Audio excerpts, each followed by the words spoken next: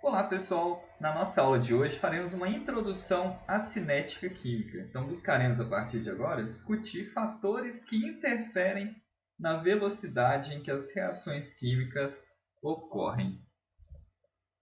Então as reações químicas diversas elas ocorrem entre uma grande variação de faixas de tempo.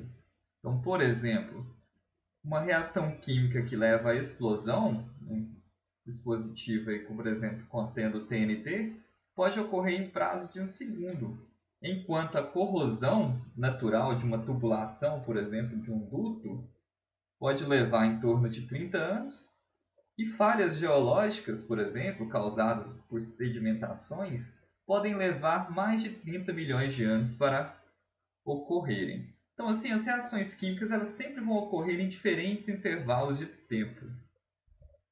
Então, a cinética química vai ser justamente o ramo da química que vai buscar compreender a velocidade em que essas reações ocorrem, isso de uma fórmula molecular. Então, a cinética busca correlacionar o tempo com que uma reação ocorre com a estrutura atômica, a estrutura molecular, analisando todo aquele meio reacional.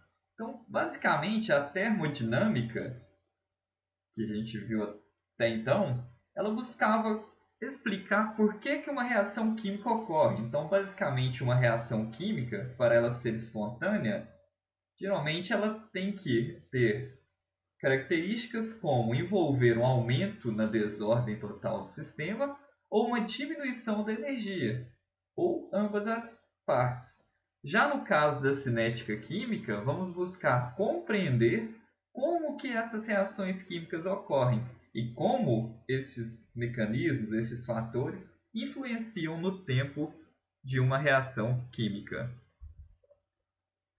Então, vários fatores podem afetar, né, a velocidade de uma reação química.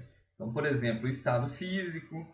Então, se eu tiver aí um reagente no estado líquido, sólido ou gasoso, vai interferir o tamanho daquelas partículas, também vai interferir a temperatura, a presença de um catalisador, que vai ser o quê? Um agente externo ali que pode favorecer com que essa reação ocorra mais rápido, a concentração do reagente e a própria natureza, uma vez que todas as substâncias, né, todas as espécies químicas, cada uma tem as suas propriedades específicas, como discutimos quando a gente trabalha aí com a química dos elementos.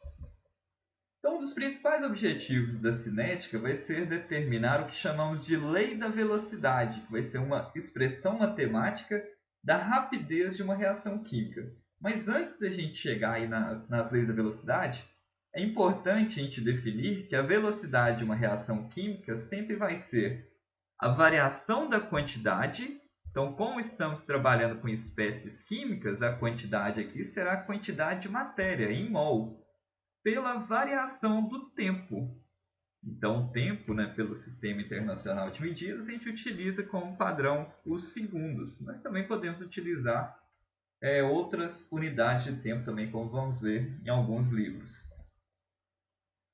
Então, basicamente, considerando uma reação hipotética em que eu tenho um reagente A mais um reagente B, formando o produto C e o produto D, se eu considerar também os fatores estequiométricos, então cada letrinha minúscula aqui vai estar representando a possibilidade de um número que vai multiplicar então aquele reagente por aquele número. Então o coeficiente estequiométrico está representado por letras minúsculas para fim de melhor representação. Então a velocidade de uma reação, primeiro, ela pode ser estabelecida pelo consumo do reagente. Então, lembrando que o reagente, que são as substâncias que estão atrás da seta, elas vão reagir entre si e vão ser consumidas para aumentar a concentração dos produtos. Então, se o reagente é consumido, temos então que vai ocorrer uma diminuição na concentração destes. Então, a gente tem um sinalzinho negativo indicando que aquela quantidade de matéria do reagente está sendo consumida, ou seja, diminuída. Então, lembrando o slide anterior, Então, basicamente, a velocidade de uma reação química vai estar associada à variação da concentração daquela espécie, então estou considerando aqui o reagente A, pela variação de tempo em que a reação química está ocorrendo. Porém, eu tenho que considerar ainda o fator estequiométrico.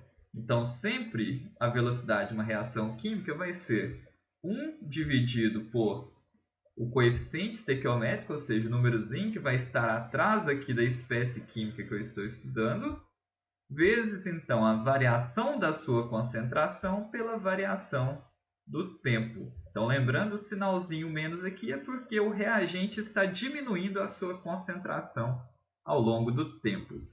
Da mesma forma, também eu posso fazer essa analogia considerando agora o reagente B. O reagente B também ele está sendo consumido. A sua concentração vai estar diminuindo ao longo da reação química.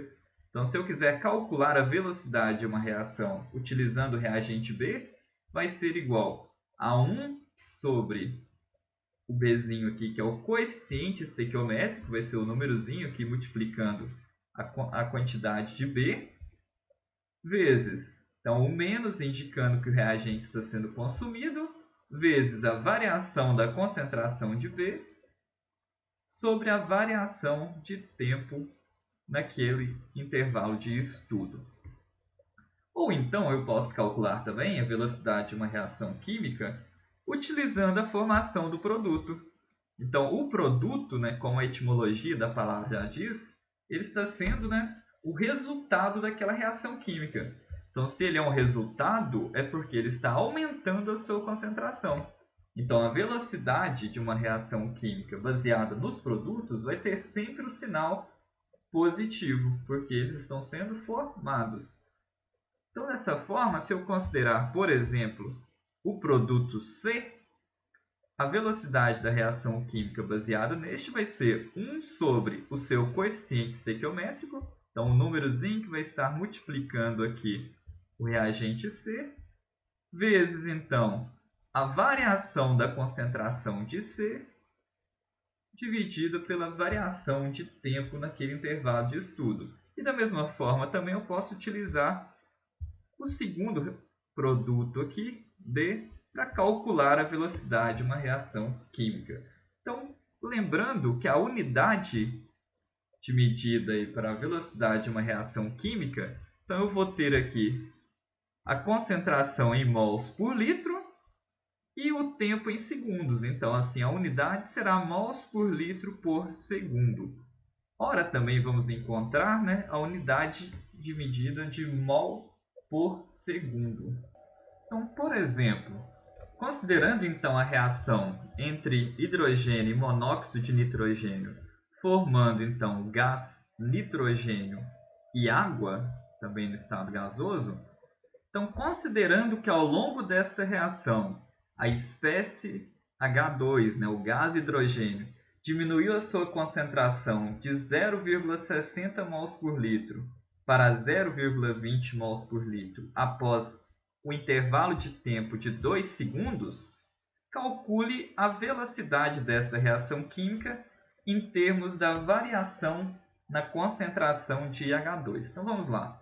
Então, pela formulazinha da velocidade, então vai ficar a velocidade é igual a 1 sobre o coeficiente estequiométrico. Então, no caso aqui, antes do hidrogênio, a gente não tem nenhum número representado, então indica que a gente tem apenas um mol. Então, 1 sobre 1 vezes o menos, porque o hidrogênio é um reagente, então ele está sendo consumido ao longo da reação química, vezes a variação da concentração de hidrogênio pela variação de tempo. Então, dessa forma, a variação na concentração foi de 0,2 mols por litro, que é a concentração final, menos 0,6 mols por litro, que era a concentração inicial antes da reação química começar, dividido pela variação do tempo, ou seja, quanto tempo que gastou para essa variação na concentração ocorrer. E foram 2 segundos. Então, dessa forma, então, vai ficar aqui 0,2 menos 0,6 vai dar menos 0,4.